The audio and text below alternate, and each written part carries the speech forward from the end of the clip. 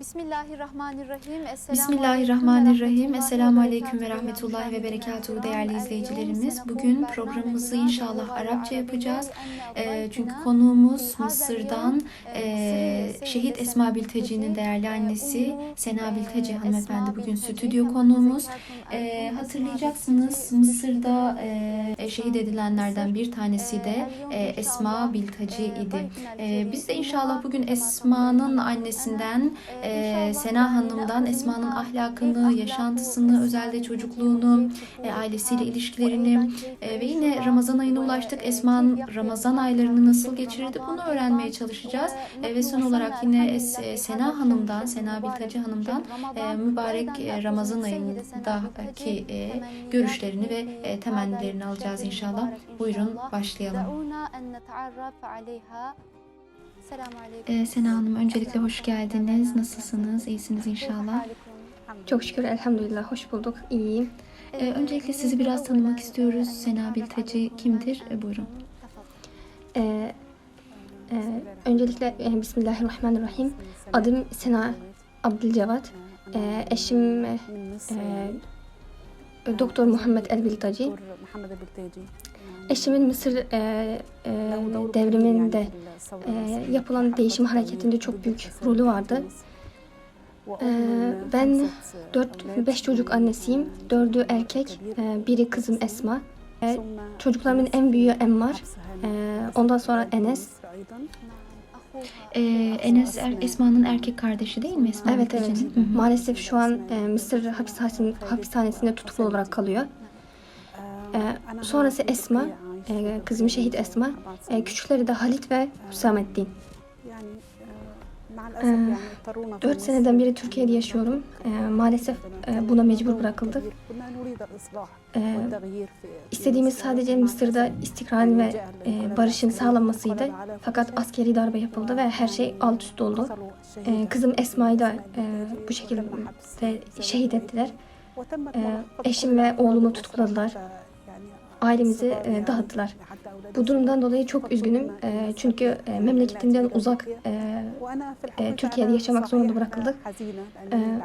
Bunun yanı sıra Türkiye'de yaşıyor olduğumdan da mutluyum. Çünkü Türk halkı sıcakkanlı, iyi kalpliler. Sanki onlar ailem, akrabam gibi görüyorum. Sena Hanım, öncelikle şunu sormak istiyoruz. Girişten de belirttiğimiz gibi aslında Esma'nın ahlakını, yaşantısını, düşüncelerini ve hedeflerini sizden öğrenmek istiyoruz. Esma'yı sizden tanımak istiyoruz.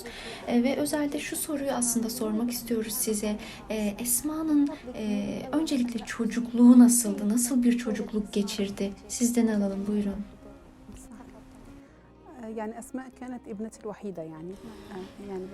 Esma evimizin tek kızıydı. Erkek kardeşleri için de tek kız kardeşti.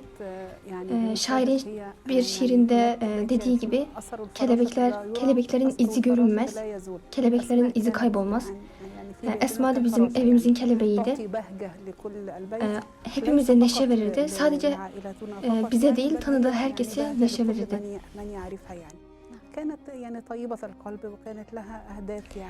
Esma çok iyi kalpliydi. Gerçekleştirmek istediği birçok hedefi vardı. Abartarak söylemiyorum, Mısır halkı için umuttu. Sadece Mısır halkı için değil, bütün İslam ümmeti için bir umuttu. Bu umudu katlettiler. Esma'nın çocukluğu çok güzeldi. Çok güzel bir çocukluk geçirdi. Özellikle onun doğumundan sonra çok mutlu olmuştum. Esma benim için, erkek kardeşler için, babası için bir anne, bir kardeş gibiydi.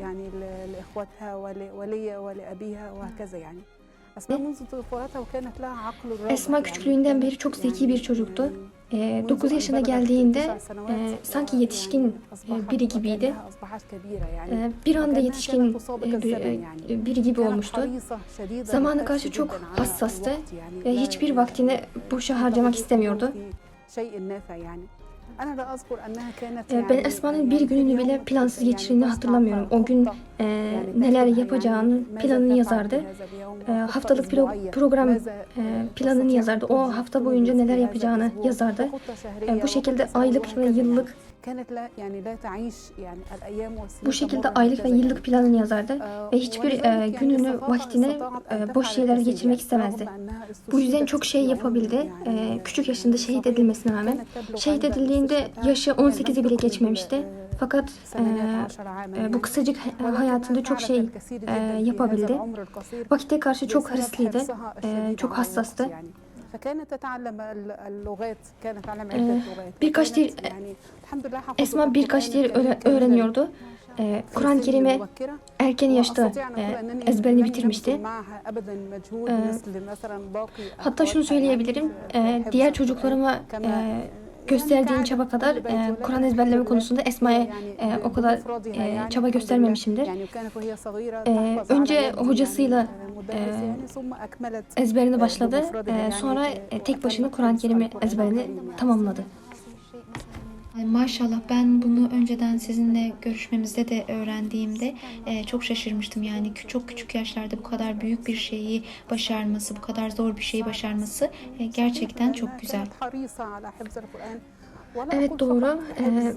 Esma Kur'an ezberlemeye karşı çok hırslıydı. Sadece Kur'an ezberlemede değil, diğer her şeye karşı mücadeleciydi. Özellikle bu ruhu Kur'an-ı Kerim ezberlemede, ona amel etmede, onunla yaşamada daha fazla ön plana çıkıyordu. İşte Esma böyle biriydi. Aslında önemli olan bu zaten. Evet, doğru. Esma Kur'an'ı çok iyi anlamıştı. Hazreti Ayşe'ye Peygamber Efendimizin ahlakı sorulduğunda onun ahlakı Kur'an'da demişti. Esma'nın ahlakı da Kur'an'da. Esma bunu erken yaşlarda çok iyi anladı. Sanki Kur'an ahlakı konusunda Peygamber Efendimiz'i temsil ediyordu. Peygamber Efendimiz tanımlandığında ona yürüyen Kur'an denmişti. Esma da bu yolda yürümeye gayret ediyordu. Esma'nın vakte olan hırsı ona erken yaşta çok şey yapabilmesini sağladı. Sanki Allahu Teala ona çok şey yaptın, fazla bile yaptın, artık yanına gel diyordu. Böylece ona şehadet ile rızıklandırdı. Allah'ın izniyle onun şehadetini Rabbim kabul etsin ve bizi de hayır üzerine beraber kılsın. Onun ahlakı gerçekten şehitlerin ahlakı gibi. İnşallah dua ediyoruz ki yeri cennet. Sena Hanım, bunu da sizden almak istiyoruz, öğrenmek istiyoruz. Aslında daha çok Esma'yı ve yaşantısını tanımak, onu bilmek istiyoruz doğrusu. Esma'nın arkadaşlarıyla olan ilişkisi, akrabalarıyla olan ilişkisi, sevdikleriyle olan ilişkisi, ailesiyle olan ilişkisi, özelde babasıyla olan ilişkisi nasıldı? Bunu da öğrenmek isteriz sizden. Buyurun. Esma herkes tarafından sevilirdi. Ben hatırlıyorum, Esma camide çocuklara Kur'an ezberletiyordu. Kendini program yapmıştı. Haftada 2 kez camide onlarla buluşup onlara Kur'an öğretirdi. Onlarla eğitici oyunlar oynardı. Evimizin olduğu sokağa girdiğinde onu gören çocuklar arkasından koşar, etrafını sarar, onu öperdi, koklardı, sarılırdı. Çocuklar onu çok severdi. Esma çantasında şeker gibi şeyler taşımaya alışkanlık edinmişti. Bizim oturduğumuz bina komple aile apartmanı gibiydi.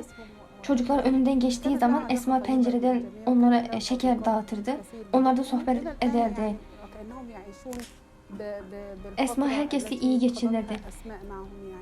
Çok arkadaşları vardı. Hatta hala arkadaşlar onunla geçirdiği günleri hatırlayıp Esma'dan çok şey öğrendik. Ondan hayata dair birçok şey öğrendik. Hicabın önemini öğrendik. Kur'an ezberleyi ondan öğrendik diyor. Gerçekten arkadaş, gerçekten abartarak söylemiyorum. Esma şehit olmasından sonra çok fazla mesaj aldım. Gelen mesajlarda kızların adını Esma koyduğuyla ilgili yazılar vardı. Esma gerçekten onlara bir örnek olmuştu. Elhamdülillah Esma çok güzel ahlakı vardı. Esma'nın çok güzel ahlakı vardı. Çünkü Kur'an'ı çok okurdu. Sahabelerin hayatını çok okurdu. ve kendini ders çıkartmayı çalışırdı.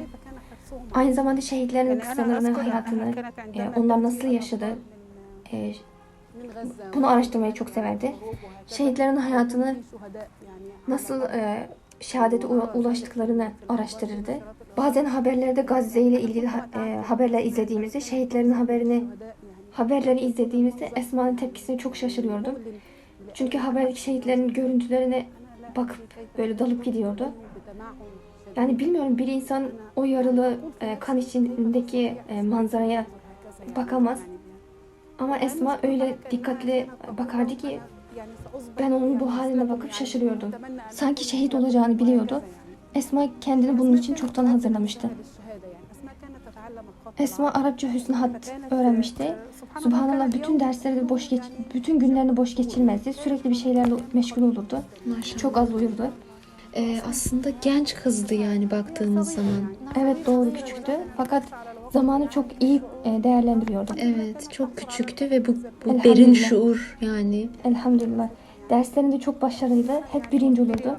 Ben bazen bu kadar işin var, çok çalışıyorsun, kendine biraz zaman ayır dediğimde bana çok kızardı. Benim başarılı olmamı istiyordun. İnşallah ben de başarılı olacağım. O yüzden bırak, istediğimi yapayım derdi. Üniversiteye başlamamıştı değil mi? Evet, maalesef. Şehit edildiğinde daha üniversiteye hazırlanıyordu. Fakat giremedi. Ve Esma hangi bölümü istiyordu ve dersleriyle aslında ilişkisi nasıldı? Bunu da öğrenmek isteriz sizden. Elhamdülillah, Rabbim ona vakti iyi değerlendirme kabiliyetini vermişti, nasip etmişti. Çok az uyurdu. Akşamları yatmaya gitmeden önce beni 3 saat sonra uyandır derdi. Ben de ona şefkat gösterir ve biraz dinlensin diye uyandırmazdım. Uyandığında ise beni sitem ederdi. Niye uyandırmadın derdi. Sanki vaktin çoğunu uyuyarak heba etmiş hissine kapılırdı. Esma hüsnü hat öğreniyordu. Çok seviyordu. Bu yüzden okuldan sonra hat kursuna giderdi. Okul arası mesafesi çok uzakta ama ona rağmen gidip gelirdi. Onun dışında sempozisyon, seminerlere katılırdı. Esma'nın şehadeti olan isteği çok güçlüydü. Bu yüzden hep dua ederdi. Rabbim seni görmeyi bana nasip et diye hep bu dua ederdi. Rabbim ona bu duasını kabul etmişti. Sonunda şehadet mertebesine verdi. Esma'nın şehadetinden sonra defterler arasında hüsnü hat için kullandığı defteri bulduk. İlk sayfasında hüsnü hat yazısıyla öğrendiği ilk kelime şehadet kelimesiydi. Sanki kendine o anda itibaren şehadeti hazırlıyordu. Defterine şehadet kelimesinin rıka hattıyla, nesih hattıyla yazmıştı. Esma'nın vakite olan hassasiyeti, Rabbin olan sevgisi ve ihlası onu gerek eğitim, gerek başka işler konusunda çok şey yapabilmesini sağladı. Peki babasıyla ilişkisi nasıldı Sena Hanım? Biz babasını tanıyoruz, çok değer veriyoruz. Muhammed Bilteci hocayla Şehit Esma'nın ilişkisi nasıldı? Bizde şöyle bir atasöz var. Babasının annesi diye. Babası onu çok severdi. O da babasına çok düşkündü. Geceleri uyumayıp onun dönüşünü beklerdi. Babası da artık eve döndüğünde kapıda onu bekleyen Esma ve içinden çıkılamayan ve bitmeyen münazaraların kendisini beklediğini biliyordu. Esma yaşı küçük olmasına rağmen yetişkinler gibi düşünürdü. Hoşuna gitmeyen bazı konularda kendine has yöntemleriyle önerilerde bulunurdu. Siz siyasiler hata yaptınız, bunu böyle yapmamalıydınız, böyle yapmalıydınız derdi. Ben de en sonunda Esma tamam haklısın deyip konuyu kapatırdım. Yani babası onunla girdiği diyaloglarda onu bir çocuk gibi değil, yetişkin biri gibi görürdü ve öyle ciddiye alırdı. Maalesef babası onu son bir kez göremeden, ona veda edemeden şehit oldu. Ancak şehadetinden sonra babasının ona yazdığı bir mektupta ona şöyle demişti: sen benim değerli öğretmenimsin Esma gerçekten de böyleydi. Evet, bu tesirli ve üzücü mektubu biz de görmüştük. Elhamdülillah Allah ona şehadet ile rızıklandırdı. Allah'tan bizi onunla beraber kılmasını ve diğer şehitlerle de beraber kılmasını diliyoruz ve dua ediyoruz. Sena Hanım, peki Şehit Esma'nın şehadeti size nasıl ulaştı? Kim bu haberi size verdi ve aldıktan sonra bu haberi nasıl bir durum içerisine girdiniz?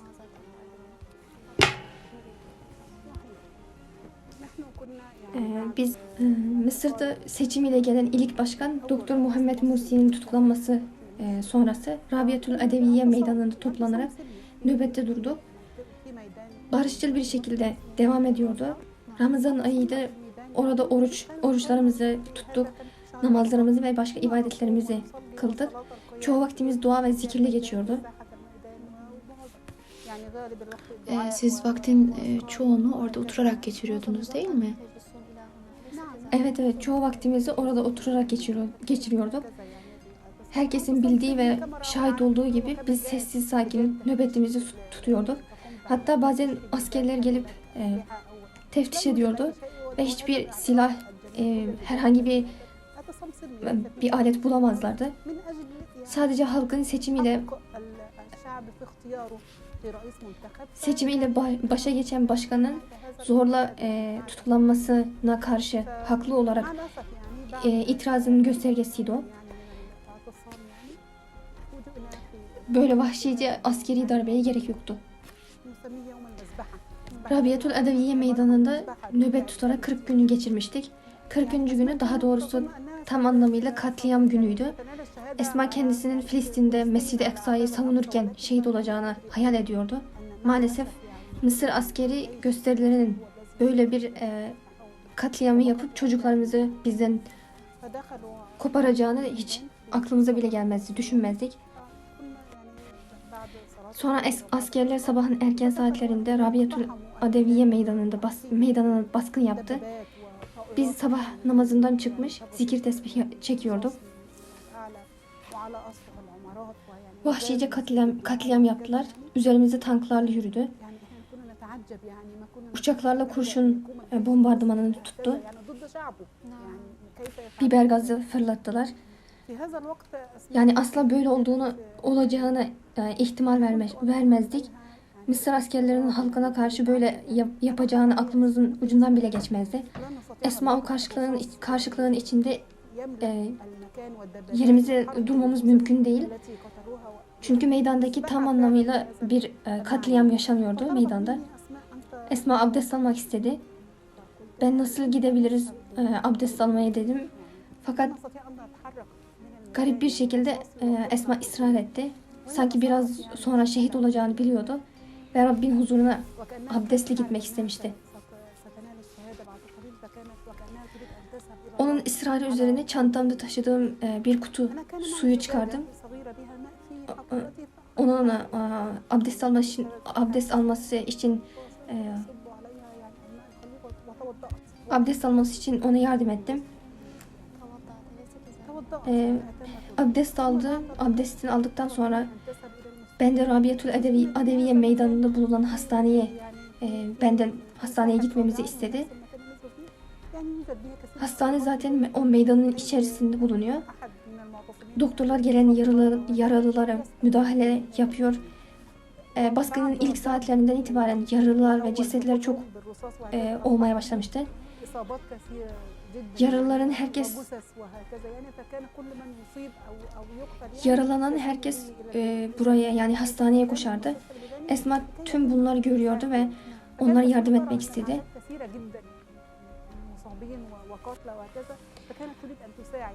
Orası meydanın diğer yerlerine göre çok tehlikeli bir bölge. Çünkü cesetleri yok etmek, yaptıkları katliamdan arkasında bir delil bırakmak istemiyorlardı. Esma'nın ısrar üzerine istemeyerek de olsa ona gitmesine izin vermek zorunda kaldım. Subhanallah, ben Esma'dan daha çok diğer çocuklarımdan çok endişe duyuyordum. Çünkü onlar meydanın her tarafında dağılmışlardı. ve yaralılara ve oradaki insanlara yardım ediyordu. İçimden bir ses Esma kız çocuğu, neden onu öldürsünler, onu bir şey yapsınlar diye geçiriyordum. Esma beni öptü. Sonra hastaneye doğru gitti. Sonra onu oradan arkasından baktım ama onu bulamadım.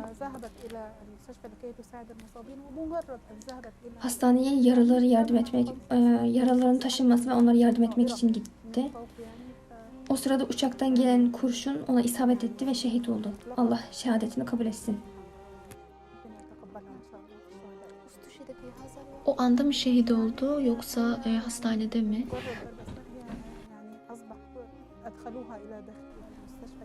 O yok, hayır. Onu o halde gören etraftakiler hastaneye taşımışlar. Çok kanaması varmış. Kurşun akciğerinden girip sırtından çıkmış. Çok yara almış. Belki de doktorlar zamanında müdahale yapsalardı Esma kurtarılabilirdi. Fakat onlar hiç kimsenin hastaneye girmesine izin vermemişler. Esma'nın babası hastanede bildiğiniz gibi doktor ve diğer hastanedeki doktorlar da bunu biliyor. Esma'yı kurtarabilirdik. Fakat onu hiçbir hastaneye kabul etmediler. Meydandan dışarıda çıkmamıza da izin vermediler. Orada yaralanan ölüme bırakılıyordu. Esma meydandaki hastanede bir süre kaldıktan sonra şehit oldu. Onu bir anne olarak onu kaybettiğim için çok üzgünüm. Aynı zamanda Allah'a dua ediyorum. Onun şehadetini kabul etmesini ve onu şehitlerle beraber kılmasını Allah'tan diliyorum. Kendimi sürekli o hep yanımda olduğunu ve mutlu olduğunu söyleyip teselli oluyorum. Ben Esma'nın hep mutlu olmasını istiyordum ama şu an o Rabbimin huzurunda. Belki de Rabbim ona dünya ve içindekilerden daha hayırlı olan cenneti verdi. Böyle söyleyip sabrediyorum ve Rabbim bizi inşallah kavuştursun. Peki siz Esma'yı son görüşünüz bu muydu? O Esma yaralandıktan sonra yanına gittim. Hastanede o Rabbine kavuşana kadar yanındaydım. Ben sadece onun hafif bir yarasının hafif olduğunu düşünüyordum. Subhanallah, insanın ameli onun yaşantısı sonunu belirliyor. Esma da böylece Rabbim ona şehadetiyle rızıklandırdı. Şehit olacağı an çok acı çekiyordu. Ancak bana bunu belirtmek istemiyordu. Sürekli ya Allah, ya Allah diyordu. Zikirler dilindeydi yani. Yani ben gerçekten şaşırıyordum ona bakarak. Sanki bizim görmediğimiz şeyleri görüyordu. Rabbim ona cennetteki yerini gösteriyordu. Elhamdülillah, inşallah bizler de biliyoruz ki Esma şehitlerdendir. Çünkü onun ahlakı gerçekten tıpkı şehitlerin ahlakı gibidir. Rabbim mekanı cennet olsun, Rabbim mekanı cennet eylesin. Şimdi kısa bir araya gideceğiz. Aradan sonra devam edelim. Sinden dinliyoruz. Sena Hanım, kızınızı şehadetinden sonra, Esma'nın şehadetinden sonra onu hiç rüyanızda gördünüz mü? Siz veya babası hiç rüyasında gördünüz mü onu?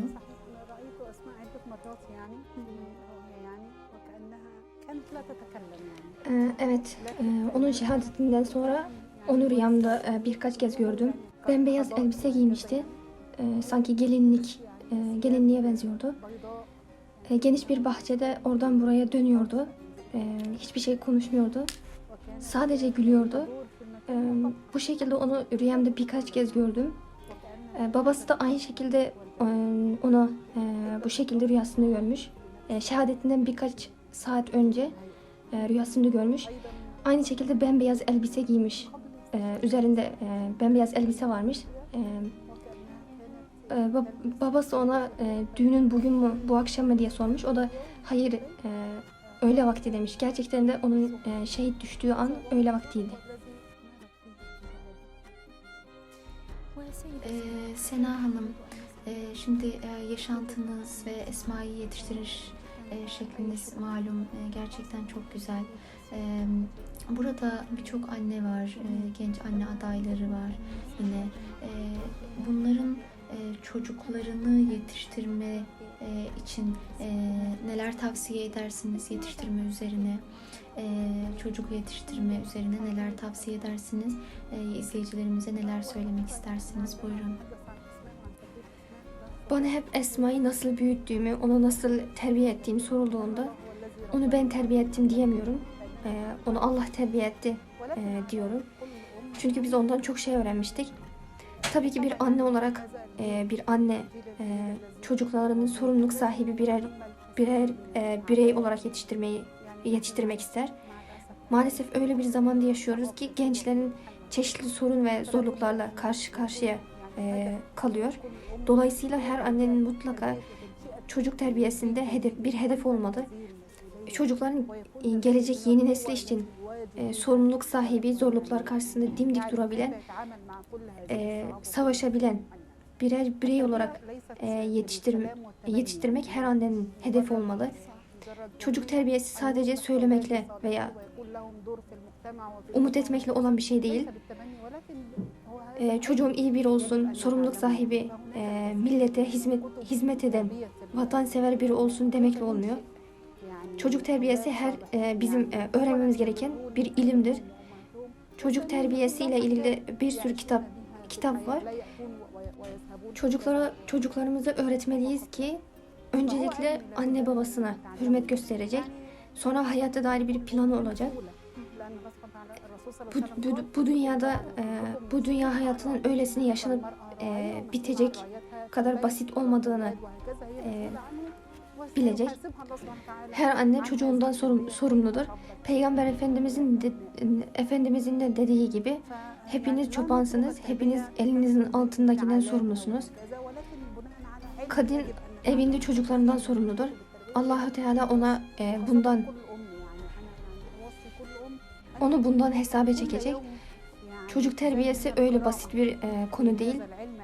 Bilakis öğrenmemiz gereken bir ilimdir. Çocuk terbiyesi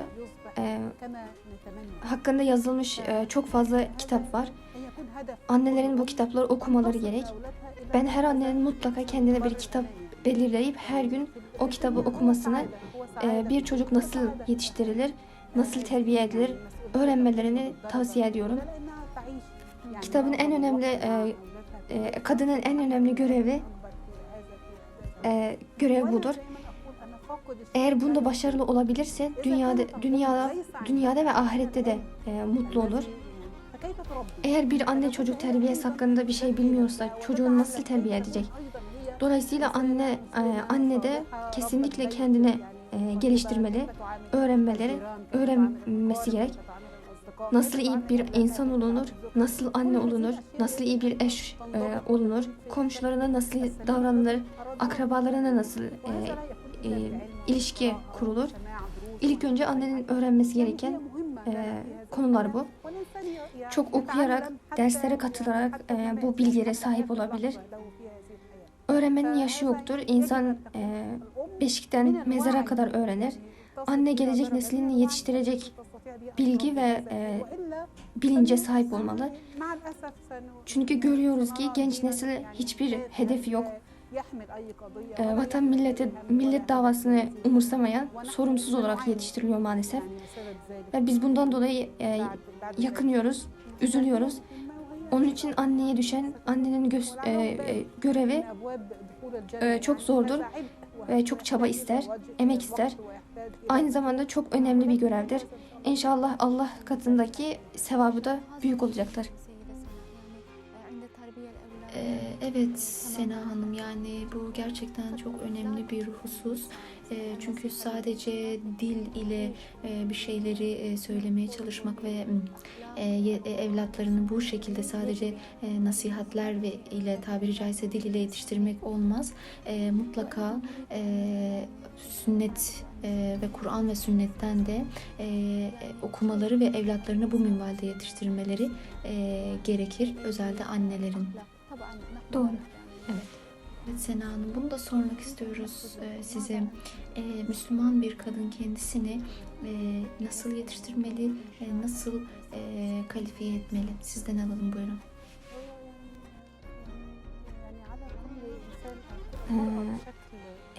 Bizde şöyle bir söz var. Kadın toplumun yarısıdır derler. Ancak ben kadın toplumun hepsidir, tamamıdır diyorum. Çünkü kadın toplumun yarısını oluşturur, diğer yarısını terbiye eder, yetiştirir. Aynı şekilde bir şiirde de şöyle ifade eder: anne okuldur. Gerçekten de anne eğer çocuğu iyi yetiştirebilirse iyi bir toplumu yetiştirmiş olur. Asıl olan kadındır. Gerek kız kardeş, gerek eş, gerek anne olsun, bütün bu dönemlerde toplumu yetiştirme konusunda mutlaka bir kadının rolü vardır.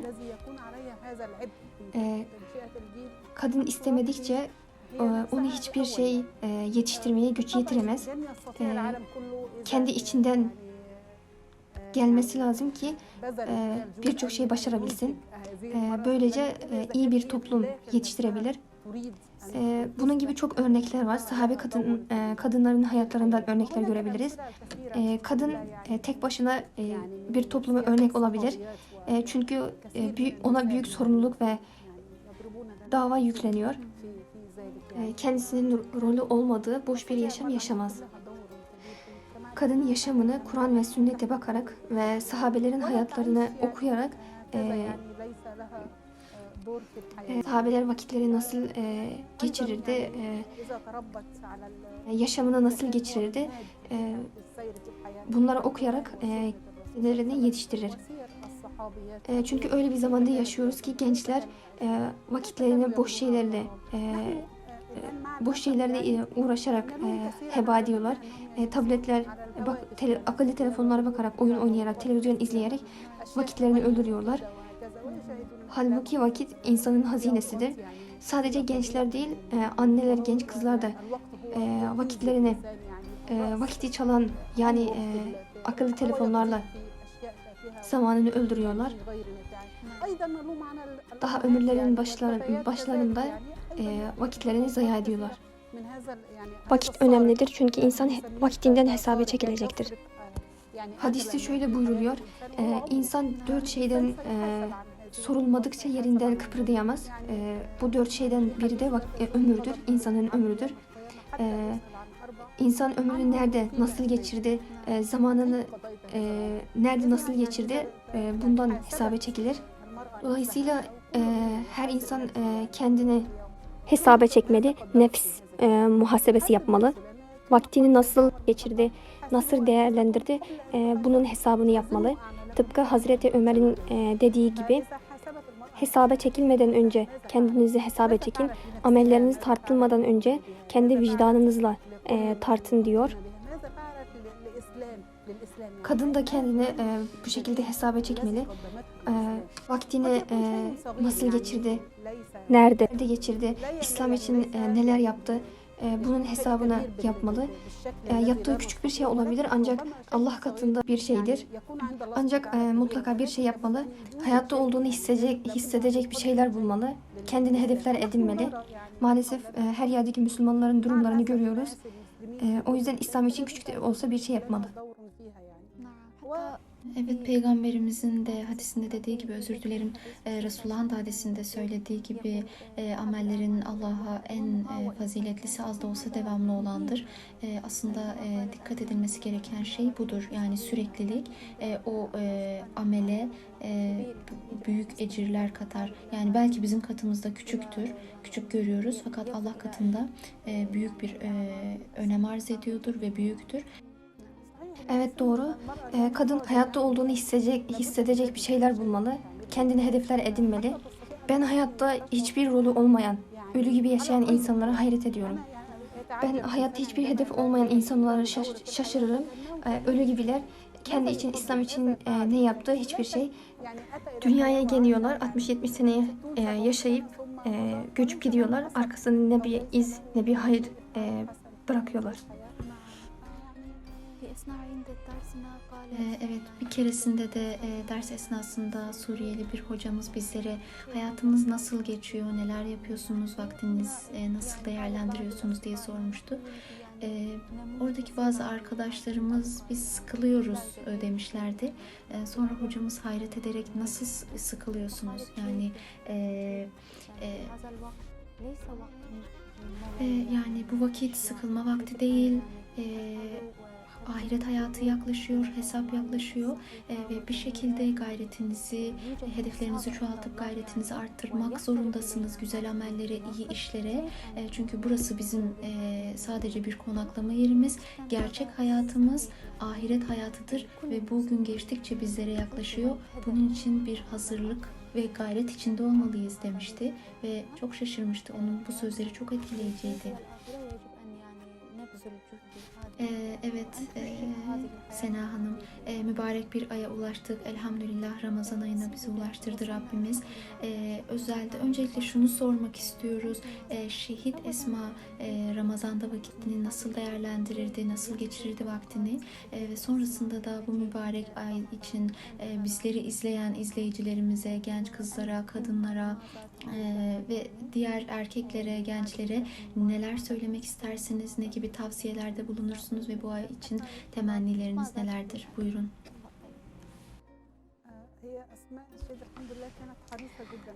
Esma elhamdülillah vakte karşı çok hırslıydı. Özellikle Ramazan aylarında hiçbir vaktini boşa geçirmek istemezdi. Mutlaka bir Ramazan ayına girmeden önce bir Ramazan ayı ile ilgili bir planı olurdu. Hatta hatırlıyorum bir Ramazan ayıydı. Kur'an-ı Kerim'i yaklaşık birkaç günde hatim yapmıştı. Ben de ona daha fazla hatim yapabilirsin demiştim. O da daha fazla hatim yapmak önemli değil. Önemli olan manasını anlayarak, kavrayarak okumaktır demişti. Kur'an-ı Kerim'i hatim yaptıktan sonra tefsir kitapları okurdu. Oradan manaların, meallerine bakardı. Esma'nın şehadetinden sonra onun çalışma odasında bir sürü tefsir kitapları bulduk. Seyyid Kutub, Abdullah Dirazi gibi müfessirlerin kitapları vardı.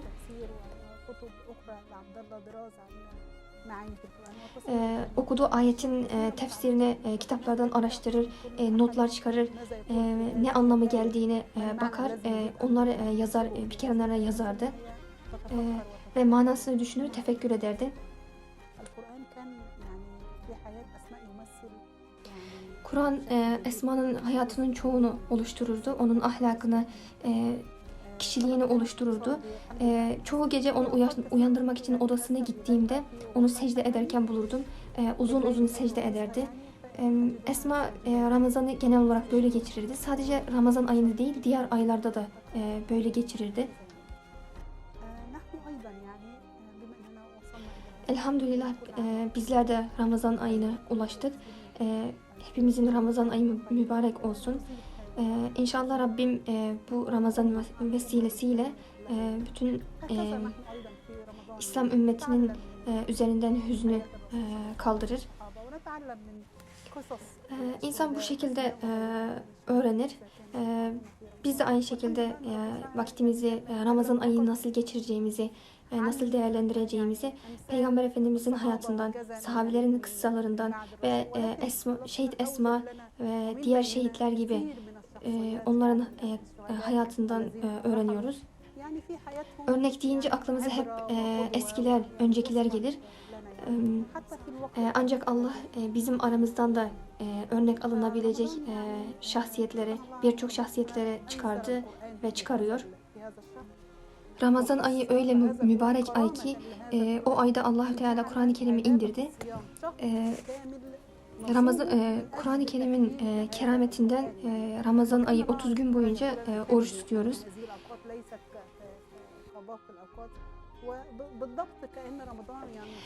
Allahu Teala bizi uyarıyor. Dikkat edin diyor. Bu ay diğer aylar gibi değil diyor. Gerçekten de Ramazan ayı 30 gün ancak daha kısa, hızlı geçip gidiyor. Tıpkı Kur'an-ı Kerim'de Allah-u Teala'nın dediği gibi sayılı günlerdir. Çabuk geçiyor. Bu yüzden Ramazan ayından her yönüyle istifade etmeliyiz.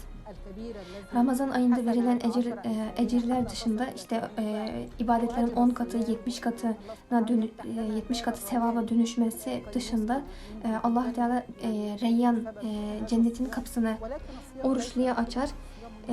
Ramazan ayı maalesef bizim yaptığımız gibi yeme içme ayı değildir.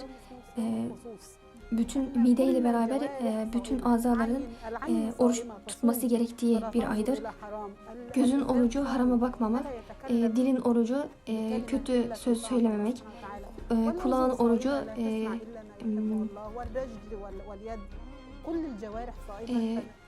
kulağın orucu sadece Allah'ın sevdiği şeyleri duymak. Aynı şekilde kol ve ayağında oruçları var. Bütün uzuvların Allah'ın taati için kullanılması gerekir. Ramazan ayından hedef insan nefsini Allah'ın taatine ve ibadetine alıştırmak, Allah'a yaklaşmak ve salih amellere kendini alıştırmaktır. Sadece Ramazan ayında değil, diğer aylarda da bu ibadetlere, bu salih amellere devam etmek. Böylece diğer ayları da Ramazan ayı gibi geçirebiliriz. Allah-u Teala Kur'an-ı Kerim'de umulur ki sakınırsınız diyor. Ramazan ayındaki hedefimiz bu. Bunu temenni etmekle olmuyor. Biraz emek ve gayret göstermek gerekir. İnşallah Allah hepimizi takva sahiplerinden kılsın ve dünya ve ahirette kazananlardan eylesin.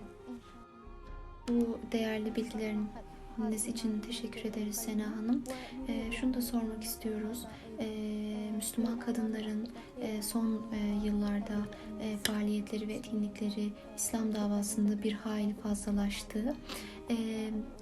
Özellikle işte Mescid-i Aksa davasına baktığımız zaman oradaki kadınların da büyük aktiviteleri, rolleri ve katkıları var bu davaya. Yine Türkiye'deki Müslümanlar birçok aktiviteyle ve faaliyetle gerçekten son yıllarda bir kalkınma oluşturdular. Siz Müslüman kadınların katkılarını İslam davasına nasıl yorumluyorsunuz, nasıl değerlendiriyorsunuz? Evet, doğru.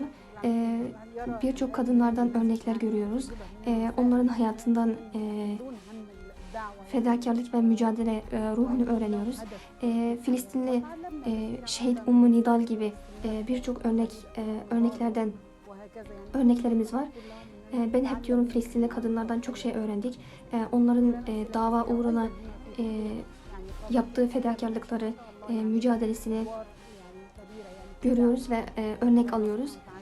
Aynı şekilde Türkiye'de de birçok güçlü duygulara sahip kadınlarla karşılaştım.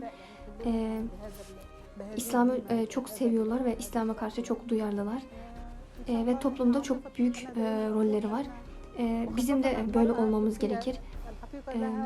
Ve umuyoruz ki bütün kadınlar bu ruha ve bu bilince sahip olurlar. Maşallah, Türk kadınlarına çok hayran kalıyorum. Çok güçlüler ve fedakarlar. Bu güçlü duygular ve fedakar ruhuyla hareket ettikleri için en önemli görev olan İslam davasında görevini en iyi bir şekilde yapabiliyorlar. Elhamdülillah, onlarla karşılaştığım için sadece onlarla değil, diğer bütün böyle kadınlarla karşılaştığım için Allah'a hamd ediyorum. Belki de birçok insan kadının böyle güçlü bir ruha, fedakar ruha sahip olabileceğini ve zor meşakkatli şeylerin üstesinden gelebileceğini ve birçok şey başarabileceğini düşünmüyor, hayal etmiyordur. Ancak Rabbim kadınlardan da önder şahsiyetler çıkardı. İnşallah daha fazlasını görmeyi nasip etsin.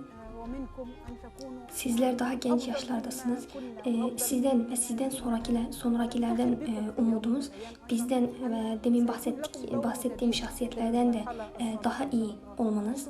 Çünkü önümüzdeki günler sizin dönemindeyiz olacak ve sizin çok büyük rolleriniz olacak. Sizler öyle bir bilinç ve fehme ulaştınız ki bu ruhla, bu bilinçle çok şey yapabilirsiniz.